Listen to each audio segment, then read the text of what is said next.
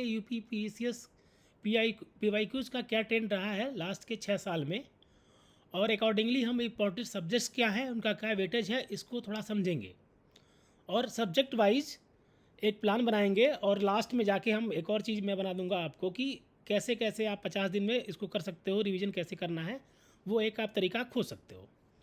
उस तरीके से आप प्लान करिए अब। तो इसमें सबसे पहले आप ये पैटर्न देखिए कि क्या क्या आया हुआ है। करंट अफेयर्स 20% आ रहा है, मतलब 30 क्वेश्चन के आसपास। 32-33 भी हो सकता है, 25-27 भी हो सकता है।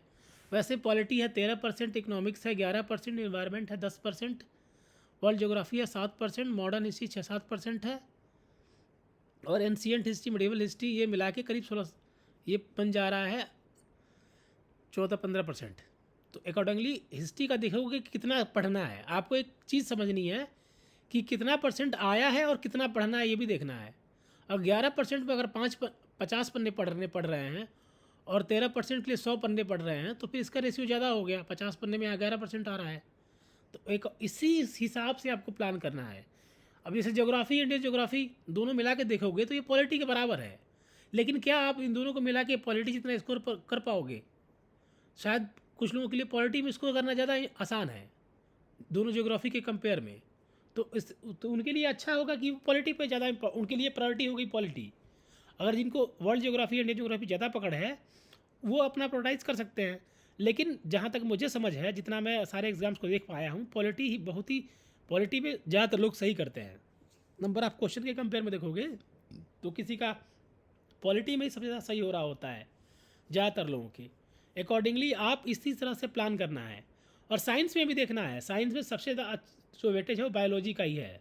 बायोलॉजी में लाइफ साइंस है, जो भी है इंपॉर्टेंट टॉपिक्स, विटामिन, बीमारियाँ और किन चीज़ों का क्या फंक्शन होता है, इतना ही इंपॉर्टेंट है। उस चीज़ को समझना है आपको, तो इतना ही उसी हिसाब से प्लान करना है। बायोलॉजी में क्या पढ़ रहे हो कि बहुत सारा कई जगहों के अंदर नहीं घुस जाना है। जितना जो इंपॉर्टेंट एरियाज़ है, उससे अच्छा है कि आप पीवाईक्यू उसको देखिए, उसको समझिए, अकॉर्डिंगली उसी हिसाब से प्लान करिए। केमिस्ट्री में कुछ लिमिटेड चीज़ें आती हैं, सिर्फ आपको क्या चीज़ से क्या यूज होता है, कौन सा केमिकल कहाँ यूज हो रहा है, बस उतना ही समझना है, उससे ज़्यादा इसमें नहीं घुसना है। वैसे फिजिक्स में है, फिजिक्स में हो गया आपका लेंस के बारे में हो गया, ऑप्टिक्स हो गया, ये ज़्यादा चीज़ें इंपॉर्टेंट होती हैं कि कैसे कुछ कुछ बेसिक डिफिनीशन से उतना ही आता है, तो उतना ही आप समझिए। तो इसमें सबसे पहले देखते हैं करंट अफेयर्स के लिए हम कि क्या स्ट्रेटजी होगी। करंट अफेयर्स के लिए इसका वेटेज काफ़ी है। 20, कभी 33 क्वेश्चन आ गया है 150 में, कभी 27-25 आ गया है। तो उस हिसाब से आपको प्लान करना है। कुछ लोग होते हैं, जैसे कि पिछली बार आया था कि मिलिट्री एक्सरसाइज। अब सारे मिलिट्री एक्सरसाइज के डेट याद करना ये इम्पॉसिबल है। शायद किसी के लिए पॉसिबल हो, लेकिन मुझे नहीं लग रहा कि किसी के लिए पॉसिबल है। तो इस तरह की चीज़ों के पीछे मत पड़िए। एक बार पढ़िए मिलिट्री एक्सरसाइज, अपने दिमाग में बैठा, जितना बैठता है। एग्जाम सेंटर में जाके उसको सही करने की कोशिश करनी नहीं करनी है। पेपर से लड़ाई नहीं करनी है, पेपर से आप नहीं जीत पाओगे, इस बात को समझो। पेपर जो बना रहा है वो कुछ भी बना रहा है, वो उसके पास बहुत लोग बनाने वाले। तो पेपर से लड़ने की ज़रूरत नहीं है। करंट में भी कुछ भी पूछ सकते हैं, अभी कोई अंत थोड़ी ना है इसका। तो आपने यहाँ भी आपको सोर्स लिमिट करना है। कोई एक मैगजीन पकड़िए, या घटनासार या आई दृष्टि, इसमें से कोई एक पकड़िए, एक को अच्छे से पढ़ लीजिए। एक जब कंप्लीट हो जाए अच्छे से, जैसे कि आई दृष्टि है, उसका 20 पन्ना अच्छे से पढ़ लीजिए, या फिर घटनासार का जो संक्षिप्त वाला पार्ट आता है उसको पूरा पढ़िए। उसके अलावा जो बाकी पार्ट है उसको भी लाइन बाय लाइन पढ़ना है, उसमें मार्क कर देना है। एक बार मार्क करना है, सिर्फ एक बार पढ़ के मार्क कर लेना है। उसके बाद सिर्फ रिवाइज करना है, दोबारा नहीं पढ़ना है, रिवाइज ही करना है। जहाँ भी लिखे हो, जहाँ भी मार्क किए, उतना ही करना है। और एक के अलावा अगर ज़्यादा टाइम है आपके पास, तब जाके दूसरी मैगजीन में जाके कुछ खोजना है कि ऐसा कुछ अलग दिख रहा है क्या। जब अलग दिख रहा है सिर्फ उतना ही करना है, नहीं पूरी मैगजीन घटनासार भी पूरा पढ़ने लगे, दृष्टि पूरा पढ़ने लगे, कुछ नहीं होगा। एग्जाम में ज़्यादा गलती हो जाएगी, सही होने की प्रोबेबिलिटी कम हो जाएगी।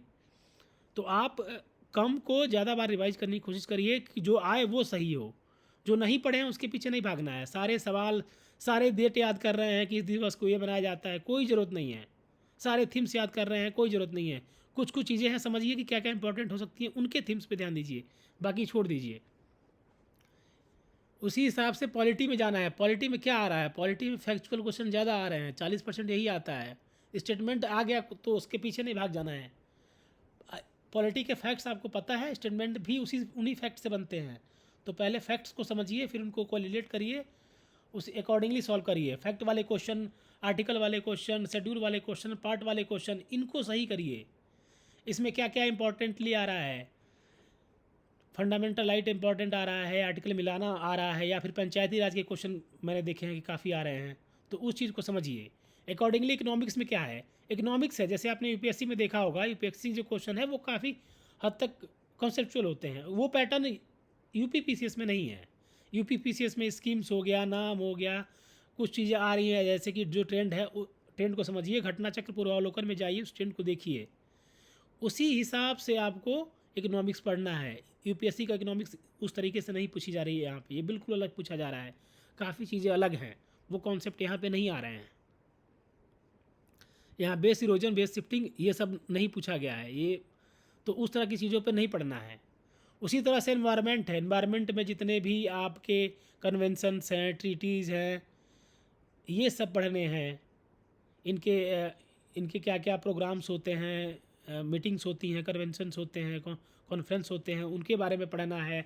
क्या एक्ट है, उन सब चीज़ों के पढ़ना है। बेसिक्स क्या पूछ रहा है वो पढ़ना है, उसके अलावा नहीं जाना है। वर्ल्ड ज्योग्राफी में ऐसे ही है, कुछ कॉन्सेप्चुअल पार्ट है आपका, जैसे एटमॉस्फियर वाला पार्ट है, ओशन का क्या है, ओशन करंट के बारे में कुछ कॉन्सेप्ट आ गया, ह्यूमिडिटी के बारे में कॉन्सेप्ट आ गया, इन कॉन्सेप्ट्स को पढ़िए। बाकी आपको शहर, पर्वत, नदी, नाला, ये इंडियन ज्योग्राफी में भी वही पैटर्न है, वर्ल्ड ज्योग्राफी में वही पैटर्न है, तो उसी हिसाब से आप इसको पढ़िए। मॉडर्न हिस्ट्री में पहले आप सबसे बड़ा अच्छा सही तरीका है टाइमलाइन को पढ़िए। उसी टाइमलाइन में सबको खोजिए कि किस टाइमलाइन में कौन सा अखबार कहाँ छपा, उसके आसपास कौन सी घटना हुई, उसके आसपास कौन सा विद्रोह हुआ, तो उसी पैटर्न में समझ जाए। विद्रोह के साथ साथ उस समय गवर्नर कौन सा था या वायसराय कौन सा था, और कौन कौन से इंपॉर्टेंट लोग थे, इन सारी चीज़ों को एक साथ करिए टाइमलाइन के हिसाब से। जैसे करजन के टाइम पे क्या क्या हुआ है, करजन के टाइम पे कौन से रिफॉर्म हुए, यूनिवर्सिटी में क्या रिफॉर्म हुए, पुलिस रिफॉर्म्स में क्या हुआ, कौन कौन से मूवमेंट्स हुए, क्या क्या और घटनाएं हुई, उसमें लीडर कौन से थे। एक ही टाइम पे सारी चीज़ों को जब पढ़ेंगे तब तो आपको समझ में आएगा। जब सारा ये पैटर्न समझ लेंगे तब आप अलग अलग लिखेंगे। जैसे इतने अखबार आते थे, इतने न्यूज़पेपर आते थे, इतने ये क्रांति हुआ, ये विद्रोह हुआ, वो विद्रोह को तभी आप टाइमलाइन में फिट कर पाएंगे जब तक टाइमलाइन के हिसाब से पढ़े होंगे। उसी टाइमलाइन को पैटर्न मान के पढ़िए, तब जाके आप इनको डिफ्रेंशिएट कर पाएंगे कि ये घटनाएं कब हुई हैं, क्यों हुई हैं, तो आपको समझ में आएगा। उस तरह से आपको पढ़ना है मॉडर्न हिस्ट्री। इंडियन ज्योग्राफी जैसे वर्ल्ड ज्योग्राफी है, सेम वही पैटर्न इंडियन ज्योग्राफी में है, बस यहाँ है कि बाकी जो कॉन्सेप्ट वाला पार्ट है वो पढ़ लीजिए कि इधर की नदी ईस्ट में क्यों बहती है, वेस्ट में क्यों बहती है। इसमें ज़्यादा उतना कॉन्सेप्ट नहीं है, वर्ल्ड ज्योग्राफी में कॉन्सेप्ट ज़्यादा है। इसमें तो आपको नदी, नाला, पर्वत, पहाड़, पास, ये सब के बारे में पढ़ना है, समझना है। जैसे फॉर एग्जांपल देख लीजिए कि मंदाकिनी, भगीरथी नदी, गंगा, रुद्रप्रयाग, कर्णप्रयाग, ये सब आ रहा है, तो इसको एक बार पैटर्न पे अपने बैठा लीजिए। जैसे बैड, भागीरथी, अलकनंदा कहाँ मिलती है, देवप्रयाग में। बैड, रैम, इस तरह की चीज़ें आप दिमाग में भर लीजिए कि विष्णु प्रयाग, अलकनंदा, ये कहाँ मिलते हैं। ये उस तरह से आपको बना के समझेंगे तो आप ये कर पाओगे। बायोलॉजी में क्या क्या इंपॉर्टेंट है, विटामिन्स, बीमारी, ये सब चीज़ों को समझिए, इनको पढ़िए, और बाकी चीज़ों पर फोकस नहीं करना है, ज़्यादा आगे पीछे नहीं भागना है। पीवाईक्यू को एकदम ही भगवान मान के उसी पैटर्न के हिसाब से पढ़िए, चाहे कोई भी पैटर्न आ जाए, अगर आपके बेसिक स्ट्रांग है तो हो जाएगा। मिडिवल हिस्ट्री में बहुत सारी चीज़ें आती हैं, बहुत सारी चीज़ें हैं, जितना मेन चीज़ें हैं वो आप पढ़ लीजिए, उसके आसपास की घटनाएं याद रखिए। बाकी बहुत ज़्यादा नहीं घुसना है, एग्जाम में नहीं कर पाएंगे, गलती कराने वाला करा लेगा। हिस्ट्री में गलत कराना वो आसान, सबसे आसान काम हिस्ट्री में गलत कराना है। उसी तरह फिजिक्स में है तो इसमें ऑप्टिक्स है, वो सब चीज़ें आप पढ़, उनको ध्यान रखना है। तो उसी हिसाब से केमिस्ट्री है, केमिस्ट्री में क्या क्या है, कौन सा केमिकल क्या काम में यूज होता है, डेली लाइफ में जो यूज होता है वही फिजिक्स केमिस्ट्री में आता है। कोई आपसे एकदम ही थ्योरी ऑफ रिलेटिविटी कोई नहीं पूछ रहा है, जो डेली लाइफ का है उतना ही पढ़िए। तो इसके एनालिसिस के बाद ये समझ में आया है कि करंट अफेयर्स 26 से लेकर 33 तक वेरी किया है, तो करंट अफेयर्स है तो काफ़ी इंपॉर्टेंट है। वैसे पॉलिटी 15 से लेकर 25 तक जा रहा है, ये काफ़ी वेरिएशन है, इतना वेरिएशन तो करंट में नहीं जितना कि पॉलिटी में है। लेकिन पॉलिटी में ये भी कह रहे हैं कि पॉलिटी ज़्यादातर लोगों का सही होता है, तो बाकी लोग, ज़्यादातर लोग सही कर रहे हैं, आप गलत करेंगे तो आपका नुकसान होगा। वैसे इकोनॉमिक्स में है, देख लीजिए कि किस तरह के सवाल आ रहे हैं, स्कीम्स आ रही है, तो स्कीम्स के बारे में नए पुराने सारी आ रही हैं। तो इनका फोकस जिस तरह का है यूपी में, यूपीएससी के हिसाब का बिल्कुल भी नहीं है, तो इसको उसी हिसाब से पढ़ना है। तो 5 जो सब्जेक्ट है, current, polity, economics, environment, modern और मॉडर्न हिस्ट्री, इनको आप मेन बना लीजिए। उसके अब इसमें देखेंगे कि 60% पार्ट तो current, polity, economics, environment, modern history का है, तो इसमें 60% आपको टाइम देना है। 40% टाइम में आप ज्योग्राफी को दे दीजिए 10 आधा टाइम, फिर उसमें से थोड़ा थोड़ा टाइम करके साइंस पे क्या है आपको आता है। अगर साइंस आपको आती है तो साइंस को अच्छे से पढ़िए, नहीं आती है तो जो PYQ है सिर्फ उतना ही पढ़िए। अगर साइंस आपको नहीं आती है तो जितने PYQ हैं उतना रट सकते हैं, उतना ही रटिए, उसके अलावा मत जाइए, समझ नहीं पाएंगे आप। और जो साइंस बैकग्राउंड के हैं और समझ सकते हैं तो समझ के आप कर लो, कॉमन सेंस लगाओ, कॉमन सेंस ही आता है इसमें। और जो कॉमन सेंस नहीं है, जो फैक्ट है, वो अगर नहीं आता है तो नहीं आता है, सिंपल सी बात है। इस तरह से आप प्लान करके बना लीजिए।